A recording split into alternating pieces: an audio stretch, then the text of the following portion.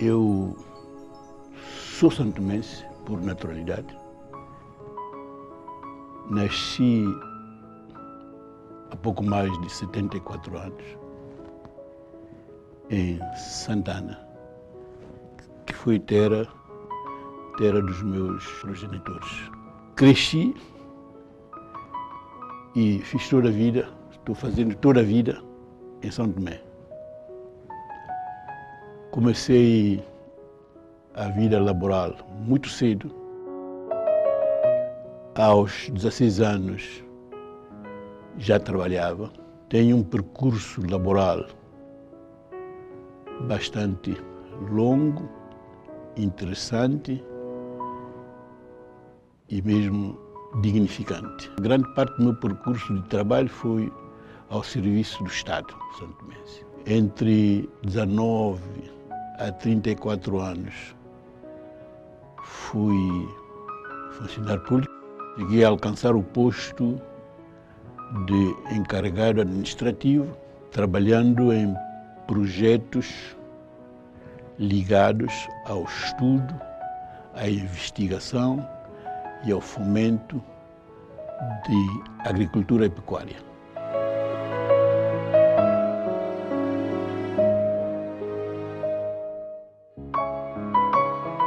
O limiar da autonomia dos territórios africanos, ou mais concretamente,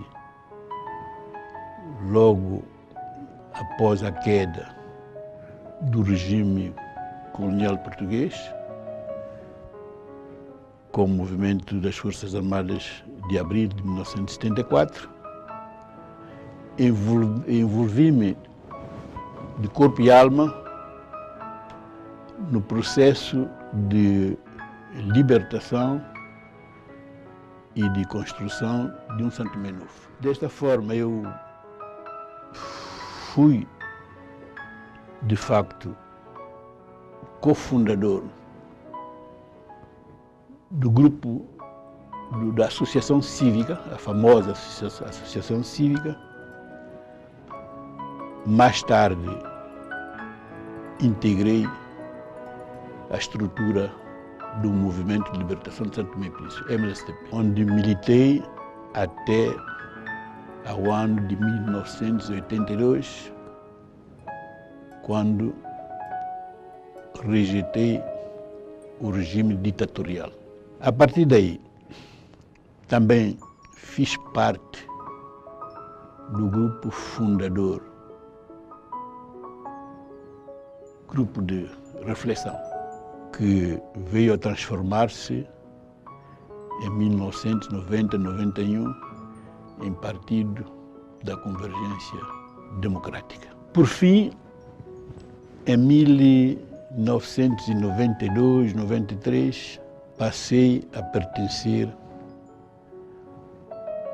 à militância da Associação Democrática Independente. Apreciei pessoalmente os ideais deste partido, que até hoje continuo a dar a minha contribuição para o seu crescimento e fortalecimento.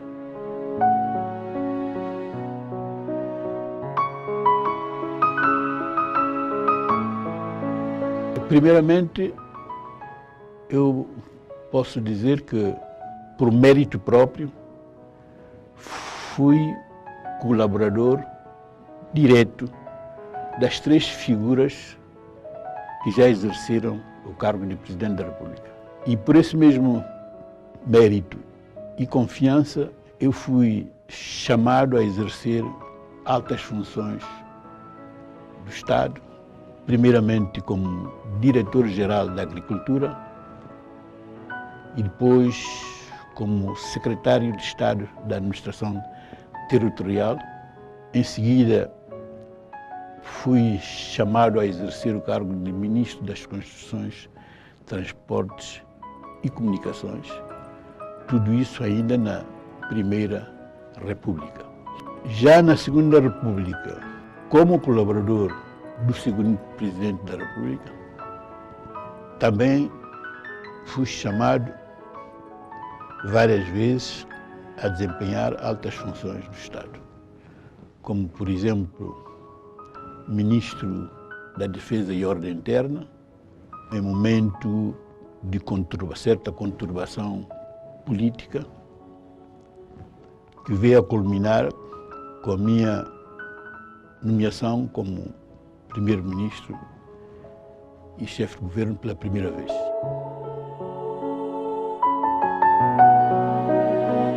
No mandato do terceiro presidente, com quem também tive a oportunidade de colaborar, fui chamado a desempenhar o cargo de primeiro-ministro, também num momento bastante conturbado, para assegurar a governação do país e conduzir um processo de eleições legislativas no sentido de pacificar a sociedade.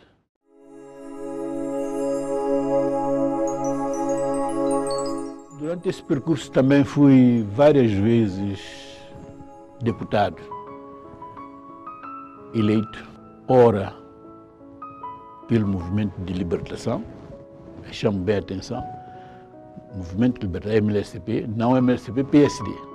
Pois fui também deputado por vários momentos, concorrendo na lista do AD. Cheguei a ser eleito como presidente da Assembleia Nacional na legislatura que teve início em 2010. E até o momento continuo com o mandato de deputado.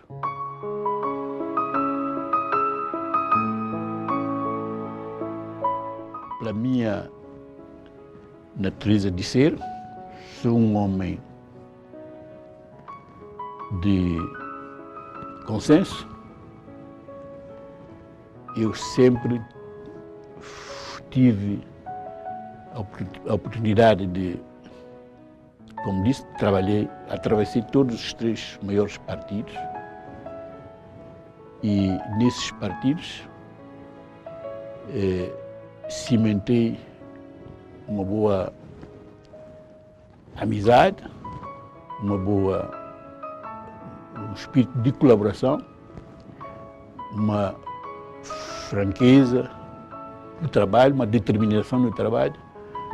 Por isso, sempre que houve conturbações políticas, consensualmente fui indicado para assegurar a tranquilidade, para assegurar a governação deste país.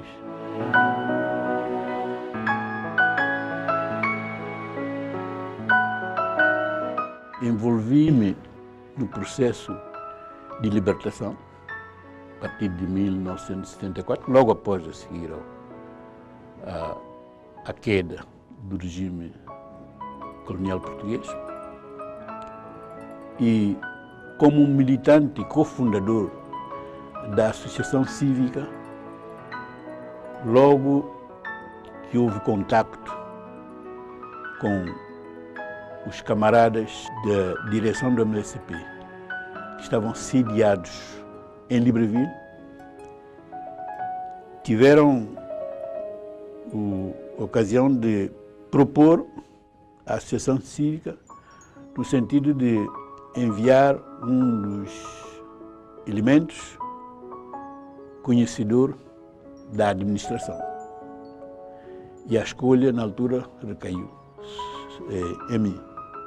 Porque, como disse, eu sempre fiz carreira administrativa e exerci algum cargo já de responsabilidade no governo colonial.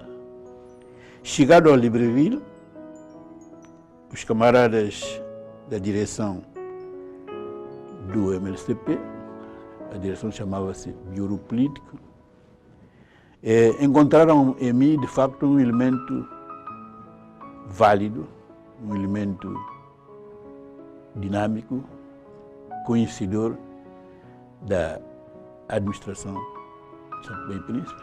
Por isso que, ao constituir a delegação, a delegação para negociação do acordo com as autoridades portuguesas, eu fui incluído como assessor administrativo dessa delegação. A delegação foi chefiada pelo membro do Bureau Político, Sr. Miguel Trovoada. Integrava a delegação o José Frete Lauchong, o Dr. Gastão Torres e um Belina, que era do Príncipe. E como assessor, eu fui como assessor administrativo, como já disse. Como assessor econômico foi o malogrado Dr. Vítor Correia. E o assessor para a área da agricultura, como técnico da agricultura, o engenheiro, hoje médico, Luís Menezes, mais conhecido por Poa.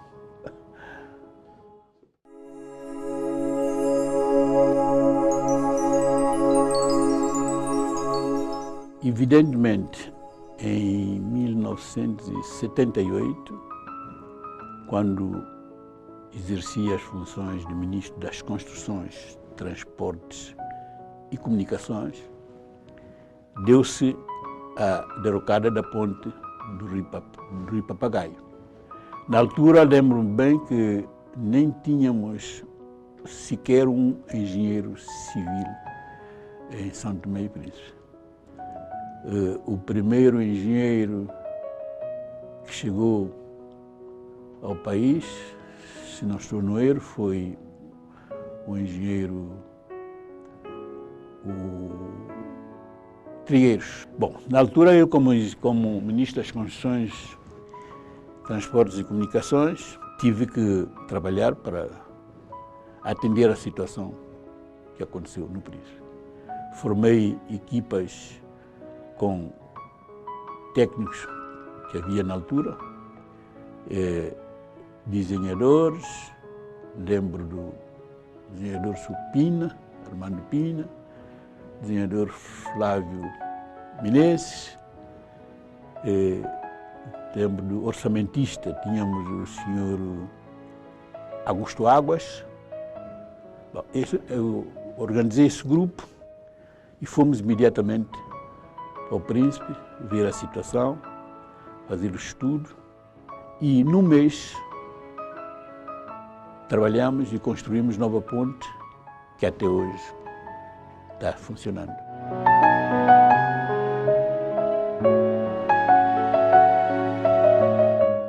Primeiramente, trabalhar. Sempre trabalhei. Trabalho principal é na escrita, como funcionário, mas eu sou descendente de agricultores santomenses.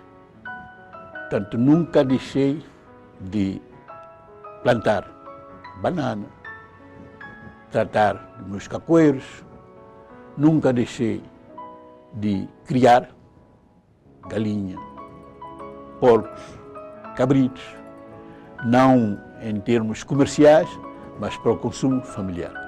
Até hoje dedico isso. Como no tempo de divertimento,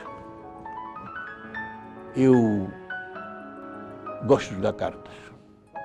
Eu jogo e sempre tive grupos, pequenos grupos, para distrair ao fim do dia, jogando cartas da bisca de Santo Tomé ou suecas. Também fui sempre, desde jovem, amante do desporto, nomeadamente futebol. Não cheguei a jogar futebol, salvo o futebol escolar, mas já em 1964, quando tinha 21, 22 anos, fui cofundador do Santana Futebol Clube e vice-presidente daquele clube, juntamente com um europeu, que na altura era diretor da empresa Colônia Soriana. Ele era o presidente e eu como vice-presidente.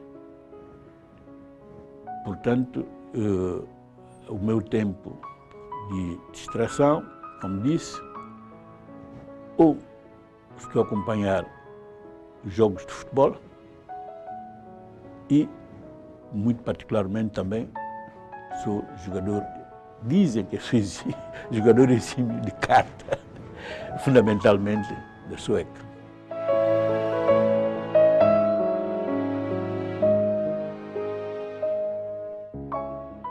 Sempre me move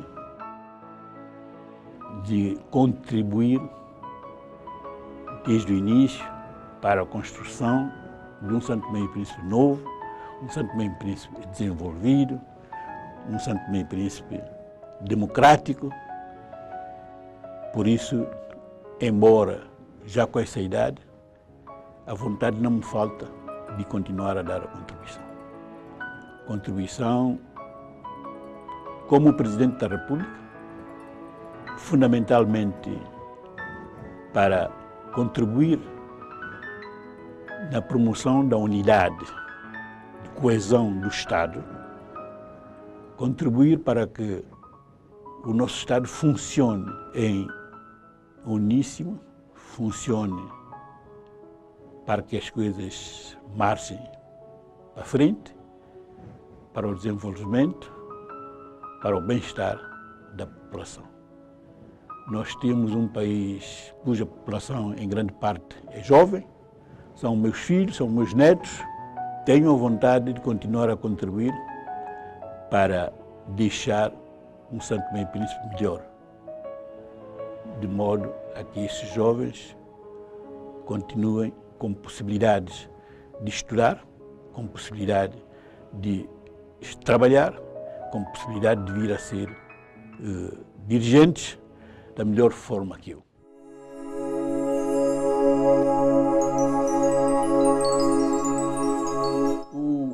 O Estado está organizado.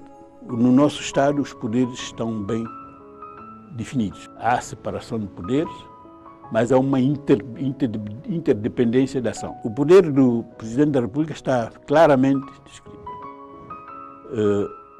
O governo tem toda a responsabilidade de definir e conduzir a política geral. Portanto, não vejo a razão de se temer que eu, como Presidente da República, venha, enfim, aceitar tudo que o governo faça.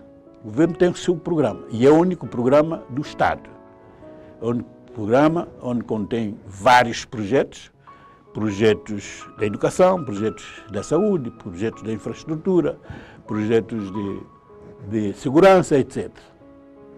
O Presidente não tem senão que acompanhar, fiscalizar a implementação desses projetos e, naturalmente, tem que haver entendimento, tem que haver diálogo franco entre o Presidente e todos os outros órgãos de soberania, nomeadamente o Governo. E não é mal nenhum, sim senhor, até porque há uma facilitação, tendo em conta que eu conheço o programa do partido, o programa do governo, naturalmente que é muito mais fácil dialogar, é muito mais fácil criar entendimento, é muito mais fácil criar entendimento para as coisas marchem da melhor forma possível. Isto não significa que eu vou fechar os olhos naquilo que estiver a correr mal. Portanto, tanto com o governo do ADI como qualquer governo, a função do Presidente é de ser árbitro, é de acompanhar, é de aconselhar, e sempre que haja necessidade de corrigir, o Presidente estará à altura de fazer o seu papel. Claro que eu talvez seja um Presidente diferente, porque eu não tenho um projeto próprio meu, um projeto de vir a ter o meu primeiro-ministro. O primeiro-ministro chefe de governo sai das eleições feitas com participação do povo.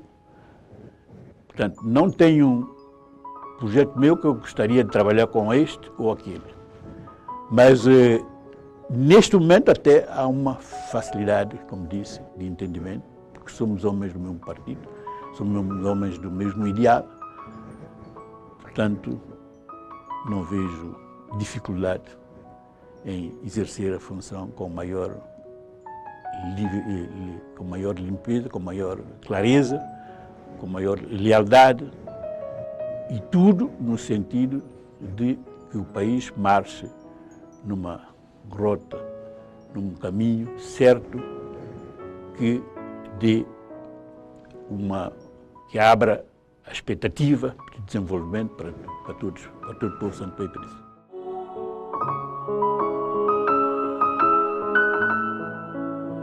Ao mandado, não sei.